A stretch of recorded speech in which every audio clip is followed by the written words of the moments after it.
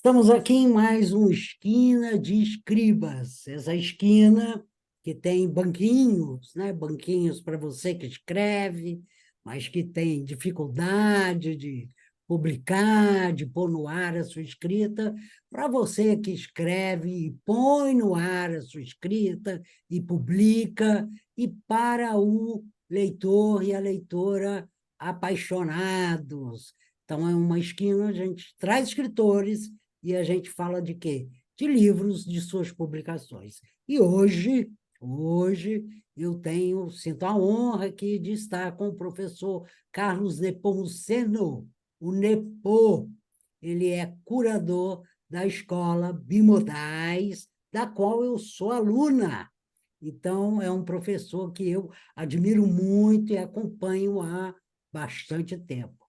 E nós vamos falar do último livro dele, porque o Nepo tem já alguns livros publicados. E o último é esse aqui, Civilização 2.0. Tá? É um livro que saiu pela Atla Books, Alta editora. Books. Opa, Alta Books, editora, e ele tem é um livro muito bem produzido, onde você tem gráficos, né? Tabelinhas. Então, é um conteúdo, olha só, está muito bem trabalhado. Há um espaçamento bom entre as letras, ou seja, é uma leitura bastante amigável, apesar de ser um conteúdo denso, denso no sentido de um conteúdo que tem corpo, né, que tem fundamento, ele vem muito bem trabalhado e sempre com detalhezinho da formiguinha aqui, né? E, aliás, o subtítulo desse livro é Por que estamos sendo obrigados a imitar as formigas? Então, essa vai ser minha primeira pergunta para o Nepo. Por que formigas, Nepo? Que história é essa de formigas? Bom, primeiro te agradecer, Fernando. A primeira, o livro foi lançado aí sexta-feira, você esteve aqui presente, né? Não tem uma semana ainda, e está no início, e é um prazer essa entrevista inicial ser contigo, né? Pessoa que acompanha, que apoia e que ajuda muito aqui a estrutura da escola. E eu acho que faz todo o sentido da gente dar a primeira entrevista sobre o livro para você. Uma coisa que é importante, né, se a gente está no mundo dos escritores, eu tenho uma produção poética e tenho uma produção de contos, que é um outro universo que se escreve e que se produz de uma maneira completamente diferente. Esse livro, particularmente, é um livro conceitual, é um livro que trabalha com conceitos, é um livro voltado para a tentativa de explicação do mundo digital e sugestões de como a gente pode lidar melhor neste novo cenário. É um livro que eu demorei, né? Se for pegar o início de tudo, eu sou jornalista de informática, eu comecei a trabalhar com informática há 40 anos, com internet há 30. Montei minha empresa e depois, como, digamos assim, conceituador, que eu era operador de internet, e aí fui convidado a ser disseminador da aula, e aí comecei a minha carreira de conceituador, publicando com o professor Marcos Cavalcante, da COP, onde eu dou aula desde 2005. Meu primeiro livro com ele foi Conhecimento em Rede. E depois lancei o 2013 o Gestão 3.0, 2018 o Administração 3.0 e agora o Civilização 2.0, que é o meu quarto livro. O conteúdo do livro ele tem uma base, né? Ele procura analisar os padrões da história. Eu me apaixonei, me identifiquei e escolhi os canadenses, né? Quem fez comunicação certamente já ouviu falar do Marshall McLuhan, e eu escolhi o Marshall McLuhan para fazer uma revisão profunda na maneira que a gente olha para a história. Ele dizia aquela frase famosa, né? Mudou a mídia, mudou a sociedade. E aí, a partir daí, eu comecei a me perguntar por quê, se você muda a mídia, por que muda a sociedade? Já que é recorrente. A chegada da oralidade, com uma série de mudanças, chegada da agricultura, domesticação dos animais, chegada da escrita manuscrita, com o surgimento da Bíblia, né? Bíblia vem de livro, e os impérios, não existiriam impérios sem a escrita manuscrita, e não existiria o monoteísmo, que ajudou muito a civilização a acabar com a briga entre as tribos, e depois, então, a chegada da escrita impressa, que cria mais um renascimento, mais uma revolução de mídia, ali por volta de 1450, 1500, que então a gente entra na tal sociedade chamada sociedade moderna. E a gente agora entra numa nova revolução de mídia, que é a chegada do digital. Por que formigas? Porque a gente se perguntou, a partir dos canadenses, se a gente tem um fenômeno recorrente de mudança de mídia na história, eu estou mostrando para vocês que é um fato, e uma relevância enorme do ponto de vista histórico das mudanças que aconteceram logo depois, sempre novas eras civilizacionais. Por que que a gente, então, faz mudança? Por que que a gente muda a mídia? E aí cheguei na teoria do aumento populacional. Então, qual é a equação que a gente chegou no livro, né, num resumo muito curto do livro? Aumentou a população, precisa mudar a mídia, e quando você muda a mídia, você entra num ciclo descentralizador. Você aumenta a responsabilidade do sapiens e você dá mais autonomia para ele. Então, até a chegada do digital, o ser humano usava um modelo de sobrevivência mais parecido com o modelo hierárquico dos lobos, dos leões, dos elefantes, com o líder alfa necessário para a tomada de decisões. Foi descentralizando, né, do absolutismo para a república, mas ainda era lobo. E pela primeira vez a gente está usando, em larga escala, agora com a chegada do digital, um modelo administrativo mais próximo das formigas, em que você dá estrelinha, você curte e compartilha, e isso permite, por exemplo, o Uber, permite o Airbnb, a estante virtual, o próprio Google, né? Então, Waze. todo esse o Waze, essas ferramentas são muito mais formiga do que lobo. Então, a gente então começou essa análise e o livro consolida 17 anos de trabalho. E a gente abre agora, e você está acompanhando isso, Fernando, a gente está abrindo uma nova etapa, que é como é que o Sapiens, o que o Sapiens precisa fazer para se adaptar a esse novo cenário. E aí eu estou escrevendo, então, no fundo, seria o meu segundo livro, porque os primeiros 4 foram melhorias, Civilização 2.0 fecha o ciclo, e a gente está abrindo um novo ciclo de estudo, de pesquisa, que é o estudo do Sapiens da civilização 2.0, se vocês quiserem, do Sapiens 2.0 na nova civilização. Então, formiga por causa disso. Pela primeira vez, o Sapiens, nessa nova civilização, já tinha, de alguma forma, usado alguma coisa de formiga em várias áreas, né? Mais centralizado e tudo. Mas em larga escala, para atender milhões de pessoas, como é o caso do Google, do Uber e do Waze, por exemplo, aí a gente, então, é formiga total. Muito bom, muito bom. Nepo, você falou você fala muito, né, nas aulas, em renascimento. Que diabo de renascimento é esse que nós estamos vivendo? A gente, vou aumentar um pouquinho o som aqui.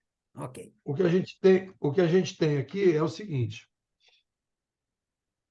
a gente analisou o espiral progressivo da sociedade em 3 etapas. Se a gente for pegar essas revoluções de mídia, nós temos um primeiro momento com a chegada de uma nova mídia, que é o Renascimento. O Renascimento grego, depois da chegada da escrita manuscrita, o Renascimento oral, que o Harari, inclusive, no livro dele, fala da revolução cognitiva oral, surgimento da agricultura, surgimento da domesticação dos animais e tudo. O ser humano parou de procurar comida e começou a fazer a sua própria comida.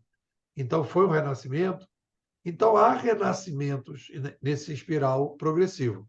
O renascimento tem uma função histórica na civilização, sistêmica, que é modificação dos paradigmas para que a gente possa entrar na nova civilização. O renascimento nada mais é do que olhar para o que a gente tem de paradigmas e descartar aquilo que ficou obsoleto, dar uma reciclada naquilo que ainda dá para reciclar e criar novos paradigmas para que a gente possa viver num mundo, no caso agora, de 8 bilhões de pessoas, já com um modelo de sobrevivência alternativo possível, que é o modelo que a gente chama aqui na escola, na cozinha, de curadoria. E para fora a gente chama de uberização e blockchainização. Perfeito. Agora, Nepô, já para eu não perder essa pergunta, pessoa que estiver interessada em comprar esse livro, ele está na Amazon? A Amazon está nas livrarias, né? Uma editora tradicional, Hum, tem nas livrarias, a princípio, né? Alta Mas Books. certo mesmo é na Amazon, né? Está aí numa faixa de, se eu não me engano, 63 para quem comprar o impresso e 40 e poucos para quem quiser ler no Kindle. Perfeito, perfeito. Me diz uma coisa, Nepô. Você falou, você começou dizendo, também escrevo poemas, escrevo contos. Então, uma curiosidade aqui. Qual é a diferença? Como é que é o Nepô escrevendo conceitos e como é o Nepô escrevendo poemas? É o mesmo É, Nepô? Como é que é? Conta aqui para gente. ah, não, eu acho assim, não, é outro, são, quer dizer, a gente tem um lado criativo, né? Então, os dois são criativos, mas o poema e contos, o objetivo, né? O objetivo na minha visão de arte, né? Tanto dos poemas, como eu também gosto de fotografia, quanto nos contos, a gente tem uma preocupação muito grande com a forma, né? Uma quebra de forma, e a forma, principalmente no poema, nos contos menos, mas no poema é criar neologismos, é criar imagens que tirem a pessoa daquele senso comum, né? Espera aí, vou pegar aqui Pega aí. vamos pegar aqui vou pegar aqui o poema que dá aqui para trás que está no meu primeiro livro de poesia, O Açúcar da Tarde, que eu fiz com vários poetas aqui no Rio, quando eu morava no Rio, e a gente lançou o livro, então a gente ficou, um era azul, o outro era laranja, o outro era verde, e aí o outro era amarelo, e era todo mais ou menos assim, a gente fez um lançamento, foi super legal. Então, o poema, só para ter uma noção, né, é a quebra do senso comum. Aí eu botei banho. A moça toma banho de sol. Mal sabe ela que o sol, macho que é, toma banho de moça. Legal, legal, legal. Então, é uma imagem, né? Então, assim, em cima disso, a gente. Mas isso aqui é uma outra coisa. É outra coisa. É, a maneira de produzir é outra, a hora que surgem os poemas, né? E agora eu estou até produzindo um novo livro de poemas. Contos eu não tenho escrito tanto agora. Então, a gente vai tendo umas ideias, o galo canta, e aí, por que o galo canta? E aí você fica ali procurando, aí você escreve uma explicação da tua cabeça, né? E aqui em Teresópolis, né, que eu estou morando, né, o cachorro late, aí por que o cachorro late? Aí você fica procurando explicações poéticas para isso. Então, é uma coisa assim que você trabalha com essa perspectiva da quebra do mainstream, sem nenhuma preocupação que não seja criar um estranhamento, criar uma imagem diferente para. E faça o leitor sorrir, como a gente sorriu agora, né? Isso, exatamente. Se faz, ah, né? Tá, sim. Então, essa coisa para tirar a pessoa daquele, daquele momento assim meio automático, né? Já os livros de conceituais, né, Como esse. esses aqui, esses a produção é bem diferente, né? Porque aí você está trabalhando, porque o que acontece? Os livros conceituais, eles são da sobrevivência objetiva. Os livros de arte são da sobrevivência subjetiva. Hum, Então, hum. primeiro a gente tem que resolver o problema da sobrevivência objetiva e depois aquela coisa da pirâmide de Maslow, né? Primeiro você precisa comer para depois ler o livro. Se você não come, você não consegue ler o livro. Agora, depois que você come, pô, seria legal ler o livro. Então tem essa.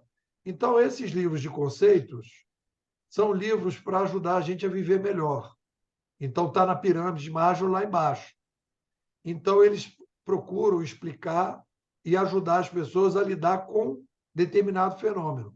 No meu caso, a primeira escolha foi o fenômeno do digital, e no segundo caso, é a adaptação do Sapiens 2.0 a esse novo cenário, que tem muita coisa para fazer, está dando muito trabalho, está ótimo, está gostoso. Então, é um trabalho mais casca grossa, né? Não é tão zen, é mais casca grossa. E a gente tem trabalhado. E para produzir esse livro, a gente precisa de apoio das pessoas que sustentam a escola, que pagam. E você tem que vender palestra para se manter. Quer dizer, então tem todo um artefato. E na poesia, não. Você faz poesia, bota o livro lá e não tem expectativa nenhuma de ganhar dinheiro, né? Então, também tem esse aspecto, né? E me diz uma coisa, Nepo, você está em Teresópolis, né? E eu sei que você morava no Rio de Janeiro e está há 3 anos, né? Ou quatro Três e anos meio. em Teresópolis. Hã? 3 Três, anos e meio. 3 anos e meio. Essa mudança de ambiente de uma cidade do tamanho do Rio de Janeiro, né? Da complexidade daquela cidade, para uma cidade, sei lá, 300 mil, 200 serrana, mil. 200, pronto, 200. 200 mil, impactou na sua produção, na sua maneira de trabalhar? Como é que você vê Eu isso? acho. Eu sei. Então, vamos lá. Eu tenho 3 filhos, né, que estão aí na faixa de 33, o casal de gêmeos de 25. Tenho uma neta, os filhos já estão formados, estão trabalhando. Então, eu me separei e, e acho que para esse modelo que eu estou hoje, claro que aí seria outra diferença, e também depois da pandemia, com essa coisa que facilitou muito, né, essa coisa do híbrido, do trabalho à distância, e babá, babá, eu consegui montar esse modelo da escola, que é todo online, e vim para cá. Eu estou aqui conversando com vocês, o silêncio é total, não ouço barulho nenhum. Quem está acostumado com barulho, talvez nos primeiros dias, estranhe o silêncio, né? Eu geralmente trabalho de madrugada e ouço que é um galo, ouço um passarinho. Aqui, de vez em quando, tem um bode que tem aqui na frente da casa, que aqui tem uma casa abandonada, um casarão. Então, essa tranquilidade. Eu estou agora escrevendo esse livro do Sapiens, né? Tem um artigo até de amanhã, eu vou falar um pouco sobre isso. Quer dizer, o que é a tal felicidade? Né? E aí, pensando como escritor, né? Felicidade é você equilibrar tranquilidade e motivação.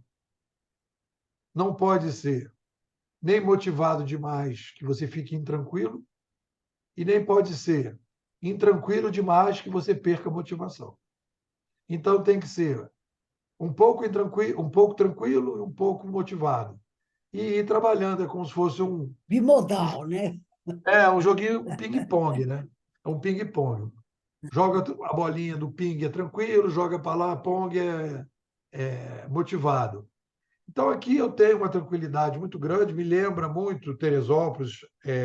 Eu morei no Rio de Janeiro, no Flamengo, numa época que não tinha grade, não tinha interfone, era uma cidade muito pacata, o Rio de Janeiro. Eu peguei esse tempo, né? Sou de 60. Eu saía com 5, 6 anos para ir para a escola sozinho. Então, aqui em Teresópolis, revivo um pouco a minha infância, porque aqui a gente sai também, não tem preocupação nenhuma com segurança.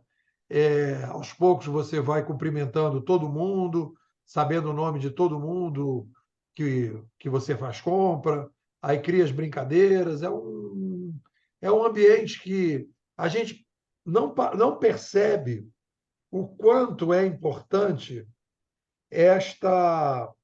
este contato cordial, carinhoso com pessoas, né? Porque a gente no Rio de Janeiro fica numa cidade grande, a gente fica limitado ao contato carinhoso com os amigos, digamos assim, que é muito eventual. E aqui não, aqui eu saio no Hortifruti, aí já passo ali, já brinco com a Mariana, depois brinco com o Tiquinho, que é o dono, que a gente apelidei de Tiquinho, aí vou no açougue, brinco com o pessoal do açougue, aí vou no supermercado, brinco com a galera do supermercado, aí encontro os porteiros na rua, brinco com eles também. Então, quando você chega em casa, é, essa brincadeira, esse clima cordial, essa sensação de pertencimento, ela cria uma motivação tranquila e uma tranquilidade motivada, porque você se sente mais humano. Eu acho que tudo bem que a gente cresceu, São Paulo, Rio de Janeiro, etc., mas a gente perdeu um pouco esse contato com aquela época das aldeias no passado, que tem um lado ruim também. Né? A pessoa que nasce aqui é super vigiada, se ela fizer qualquer coisa fora do esquadro, ela vai ser perseguida, todo mundo vai criticar, não sei o quê. Eu não estou falando que é a oitava maravilha. Mas para mim, que tenho alunos no Brasil e fora do Brasil, que eu me relaciono com pessoas e falo com a Fernanda, a gente conversa e falo com não sei quem, falo com não sei quem, falo com não sei quem, e ter isso em Teresópolis, para mim, é muito bom. Então, é assim, é como se é bom a gente viver no planeta, interagindo com pessoas de todos os lugares e trocando de maneira assim bem celestial, mas na cidade que você mora, Tá você tranquilo. sentir esse carinho, essa pureza, onde você vê o sorriso da pureza, sabe? Você vê na cara das pessoas uma pureza. Então, isso te faz bem. É um equilíbrio. Nem uma coisa nem a outra. Se eu não tivesse o digital, eu talvez me cansasse disso. Hum. E se eu tivesse só o digital, eu talvez me cansasse do só digital. É um equilíbrio. O que tu acha? Não, acho que faz todo sentido, né? Eu tive aí, aliás, eu vou aproveitar aqui para falar do lançamento, né? Depois lançou, como ele disse, o Civilização 2.0, mas lançou aonde? Numa livraria? Não. Lançou num boteco. Então estive lá, foi muito agradável, né? Teve um cara, um amigo, né, Nepo, que tocou, né? Ele canta e toca muito bem, e a gente fez essa mistura, tomou cerveja e ao mesmo tempo falou, Nepo falou, os alunos que foram também falaram, então foi um lançamento muito bacana e muito livre, né? Porque eu quero que o Nepô conte essa história. Ele teve um convite para fazer um lançamento mais formal e acabou optando pelo boteco. Conta aí, Nepô. Não, porque eu acho o seguinte: quanto mais A gente aqui trabalha com três áreas, né? Operadores, disseminadores e conceituadores. Só tem essas três possibilidades de atuação profissional. O cara que opera, o cara que dissemina, que são os professores, que dá aula, etc. Tal, e o conceituador que cria conceito. Né? Muitas vezes alguém se diz conceituador, mas se ele não cria conceito, ele é um disseminador de conceitos dos outros. Ele precisa criar conceitos. Então, quanto mais você vai subindo nesses degraus, quanto mais você vai chegando no conceito, mais difícil é vender o seu peixe. Porque eu digo assim, poxa, olha só, gente, foi lançado um novo celular, olha aqui o celular, que coisa legal. Ele acende aqui, aí eu mostro para você, você pega, mexe nele e fala, ah, gostei. Então, você é palpável, é uma coisa. Então, rapidamente, as pessoas, ah, legal. Então, isso é uma missão, é o trabalho da tecnologia, aquela coisa que você pega. Conceito você não pega. Aí eu digo assim, olha, não, olha só, o livro fala que é o seguinte, que aumentou a população, mudou de mídia, e quando muda a mídia, descentraliza. Aí o cara, o quê? Pronto. Quê? Como é Então que é? tem um tempo para que você, como conceituador, ainda mais um conceituador que cria conceitos, ainda mais um conceituador que cria conceitos que são muito diferentes do mainstream, que é o meu caso, eu aprendi aí lendo e estudando sobre esse assunto, né? E eu não tenho que me preocupar com o sucesso de curto prazo. Porque se eu me preocupar com o sucesso de curto prazo, eu vou me frustrar e eu vou me prejudicar enquanto conceituador. Então, eu realizei, assumi que o meu livro é para 10 anos de frente, essa é a aposta, e que nesse momento a gente não vai fazer sucesso. Eu faço um sucesso de bastidores off-Broadway, tenho muito seguidor, muita gente me acompanha e tal. Tenho um canal no YouTube, que já passei de 1 milhão de views e tudo, mas é sempre off-Broadway. Então, quando eu percebi que para eu sair do off-Broadway eu teria que fazer uma série de coisas que eu achava que não era legal, eu falei, cara, vamos assumir o off-Broadway, vamos fazer um bootkin, até para estimular outros escritores, outros conceituadores, que no dia que pegarem meu livro e disser, pô, vamos supor que a aposta esteja correta, pô, esse livro do Nepal é um livro importante aqui dentro da análise do digital. Pô, mas ele lançou no bootkin. Pô, então também vou lançar meu livro no bootkin. Eu não vou Isso. fazer sucesso. Então é uma maneira também de mandar uma mensagem para a galera dizer, olha, não se preocupe se o seu livro disruptivo de conceitos, as pessoas estiverem cagando e andando para o seu livro. Não se preocupe. Entendeu? Aposte no longo prazo e brinque com o curto prazo. Foi o que eu fiz, eu brinquei. Falei, olha, galera, é botequim mesmo. Tinha uns meninos lá. No início tinha uma menina lá, que é filha do cara dormindo lá. Daqui a pouco passavam uns meninos de bicicleta. Confusão danada. E aquilo ali que eu achei, aquilo ali tudo a ver com essa nossa caminhada, é Off-Broadway. Muito legal, muito legal. E eu gostei muito disso, porque eu acho que às vezes a gente, os escritores, escritoras, né, fica preso. É como a gente sempre olha para um modelo. Ah, o modelo é o lançamento em livraria. Ah, o modelo vai ter que ser um sucesso esse lançamento, porque senão, em suma, é legal de repente ter essa experiência, né, que você viveu de fazer no boteco e pensar, puxa, então eu posso fazer na Praça Pôr do Sol, que é uma praça aqui pertinho de casa, convida as pessoas, naturalmente, né? Todo lançamento você convida pessoas amigas, né? Convida as pessoas e faz na praça. Eu tenho que ir mesmo para uma livraria. Então, isso eu achei muito, muito bacana. Ou, que é uma coisa que nós já conversamos, né, pô? Negócio também dos microlançamentos, né? O fato de você ter lançado o livro no Boteco, aí em Teresópolis, não impede que amanhã que eu digo, sei lá, daqui 3 meses, você lance ele no Rio de Janeiro, lá na Lagoa, que é tão familiar para você. Quer dizer, não, você entendeu? Assim, não perder essas oportunidades também, né? de estar com Eu, pessoas. eu diria assim, Fernando, o que eu senti nos contatos que eu tive em alguns lugares aqui, na universidade, numa mega empresa, que foi assim: se você quiser usar o espaço, pode usar. Mas nós não estamos comprando o teu conceito.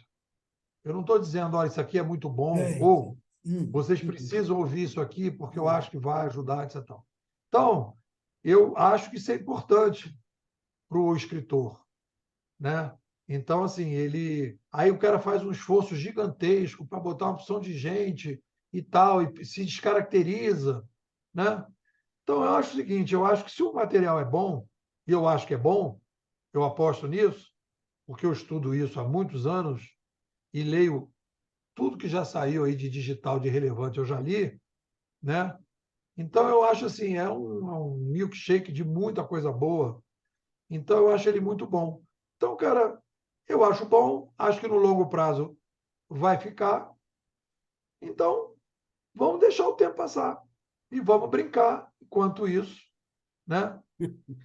Vamos se Tá divertir, certo, tá vamos se certo. divertir, sem a Hum, grama porque, poxa, não sei o quê. Aí, por exemplo, a prefeitura pode dizer, olha, eu queria que você viesse aqui, que eu vou convidar as pessoas e vou chamar você para falar. Beleza, vamos fazer o lançamento. uhum. Mas alguém tem que dizer, eu quero que você Claro, apresente as suas ideias, porque eu claro. acho legal. Aí eu topo.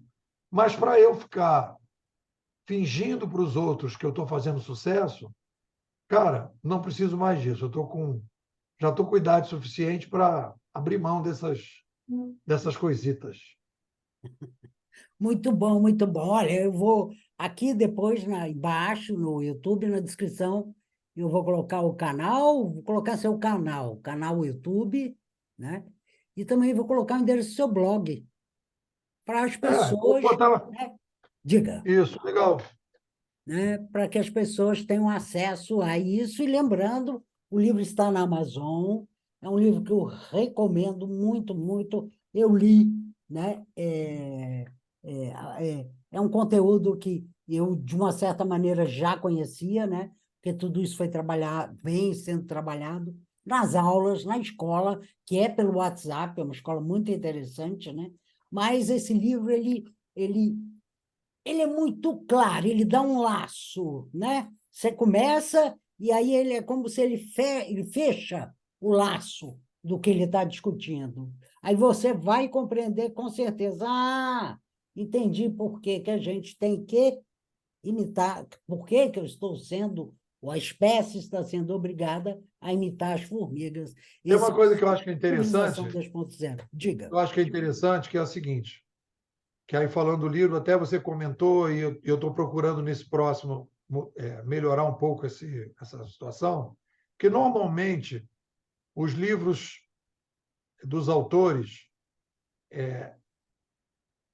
por exemplo, aquele livro do Steve Covey, ele Sete Hábitos de uma Pessoa Eficaz, que é um bom livro sobre inovação pessoal, ele conta um pouquinho história, mas é um livro que procura muitos padrões, tem muita tabela. O meu livro, eu procurei trabalhar muito com os padrões. E, normalmente, os livros que fazem sucesso mais de curto prazo, na área conceitual, o livro do Mark Mason, que é muito bom, A Sutil Arte de Ligar o Foda-se, é muito bom, na inovação pessoal, eu recomendo. O pessoal conta muita história. Eu não fiz isso no meu livro. O meu livro é mais para a formação de pessoas que querem entender o digital. Então, eu abri um pouco mão daquele público menos especializado Hum, e procurei um público mais hum, especializado, que também dificulta um pouco. hum. Né? Não é que o livro não é claro, ele é claro, mas as pessoas estão mais acostumadas a ler coisas contando histórias. É mais fácil de absorver. Eu não fiz isso, né? Porque também era muito denso o tema e tudo que eu queria dizer. Tem uma historinha ou outra, mas não é um livro que tem uma história e chega a uma conclusão, uma história chega a uma conclusão. Talvez aí, mais para frente, possa pensar em alguma coisa nesse nível, para esse tema, né? Mas isso é uma característica. E eu acharia incrível, porque eu conheço bastante, né? Ó, bastante. Mas eu conheço muitas histórias suas e eu aposto, né? Eu sou aquela que aposta no poder da história, né? É, E eu aceito essa crítica e acho que faz sentido. Não percebi isso quando estava escrevendo, porque a minha preocupação era realmente tentar explicar para o pessoal mais especialista. Acho que se eu fosse escrever um novo livro sobre esse tema do digital, a única coisa que resta fazer seria contar essas histórias para ficar mais popular e tal, as papá. Poderia. suas É, histórias, né? Não é as minhas nem as histórias suas, e não precisa tal. nem contar as É, suas. poderia contar, né, algumas coisas e tal, babá. Mas, de qualquer maneira, esse novo eu estou tentando Uhum. trabalhar um pouco mais isso, né? É, eu acho, né, Nepo, no fundo é isso aí. Agora é pensar no próximo livro. Esse aqui está feito. O fato Isso. dele também não ter histórias não invalida de jeito nenhum, né? É isso que você está falando. Torna um livro, ele é mais dirigido para alguém que, de alguma maneira, tem uma aproximação, uma sensibilização para o tema. Verdade, né? Mas não é que o fato dele não ter história não invalida de jeito nenhum o conhecimento que tem aqui. É uma outra maneira. Então, o próximo, você conta suas histórias, que eu acho que são fabulosas e que eu acho que atrai mais gente. Nepo, nós vamos chegando aqui no final, porque se o vídeo fica muito grande, as pessoas acabam parando, né? De ver, e aí eu quero saber se tem alguma. E só relembrando, que eu vou pôr informações, tá, gente, aqui na descrição, né, de como acessar outros conteúdos do Nepô. Ele já disse que o livro está na Amazon, então é muito fácil, está em algumas livrarias, e vou pôr também o site, que eu sempre ponho, da editora do livro dele, que no caso é Alta Books. Depois, você quer Ah, dar um. o meu discurso final é, primeiro, de agradecer, dizer que o livro é uma realização. Fizemos durante a pandemia, o apoio dos alunos, e quando todo mundo estava aí nervoso, ansioso com a pandemia, a gente falou, vamos fazer um livro? Vamos.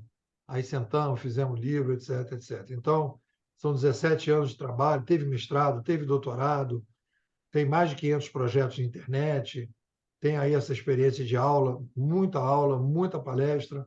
Então, assim, não é um livro que foi construído, que eu acordei de manhã e saí escrevendo. Ele tem uma história.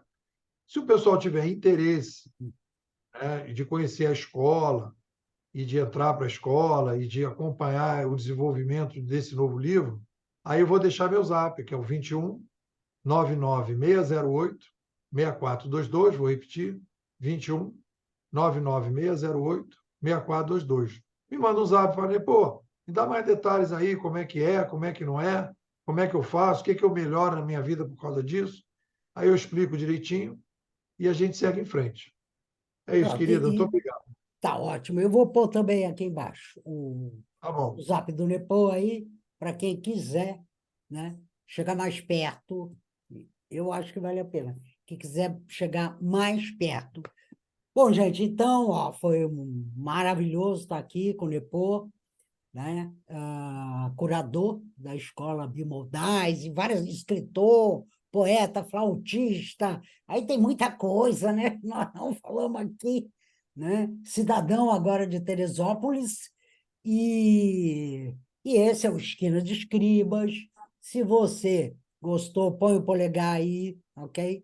Para ter essa contagem. Se você conhecer pessoas, acho que tal pessoa ia gostar desse conteúdo que está aqui, então compartilhe, né? Tem a setinha lá para compartilhar o link. Comente, comentar é legal, comente. Eu vejo todos os comentários e tal, e respondo aos comentários, então comentem. E, tão importante quanto, se inscreva no canal, né? Porque à medida que você for se inscrevendo no canal, os algoritmos do YouTube vão pensando, esse canal é bacana, Então, é isso aí.